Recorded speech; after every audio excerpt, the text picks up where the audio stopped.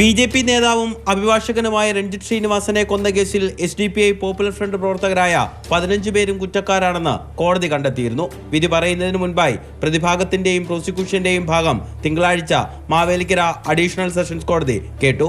വ്യാഴാഴ്ച കോടതി പ്രതികളെ നേരിട്ട് കേൾക്കും. ഇതിനു മുന്നോടിയായിട്ടാണ് മുഴുവൻ പ്രതികളെയും പരിശോധനകൾക്കായി ആലപ്പുഴ മെഡിക്കൽ കോളേജിൽ എത്തിച്ചത്. പ്രതികൾക്ക് വധശിക്ഷ നൽകണമെന്നാണ് പ്രോസിക്യൂഷന്റെ വാദം. അപൂർവങ്ങളിൽ അപൂർവമായ കേസായി കാണരുതെന്ന് പ്രതിഭാഗവും വാദിച്ചു.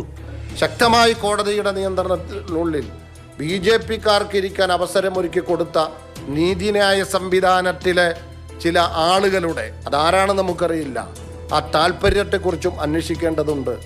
പക്ഷപാതപരമല്ല ഇത്തരം സംവിധാനങ്ങളെന്ന് ബോധ്യപ്പെടുത്തേണ്ട ഉത്തരവാദിത്തം ജുഡീഷ്യറിക്കുണ്ട്, സർക്കാർ സംവിധാനത്തിനുണ്ട്. വയലാറിൽ RSS പ്രവർത്തകനായ നന്ദു കൊല്ലപ്പെട്ടതിന് പിന്നാലെയാണ് SDPI സംസ്ഥാന സെക്രട്ടറി ആയിരുന്ന KS ഷാനും മണിക്കൂറുകൾക്കകം രഞ്ജിത്ത് ശ്രീനിവാസനും കൊല്ലപ്പെടുന്നത്. ഷാൻ വധക്കേസിലും സർക്കാർ പ്രത്യേക അഭിഭാഷകനെ നിയോഗിച്ചിട്ടുണ്ട്. കേസ് അടുത്ത മാസം ആദ്യം ആലപ്പുഴ കോടതി പരിഗണിക്കും. ഷാൻ വധക്കേസിൽ അറസ്റ്റിലായ മുഴുവൻ RSS BJP പ്രവർത്തകരും ജാമ്യത്തിലാണ്. മാതൃഭൂമി ന്യൂസ്, ആലപ്പുഴ.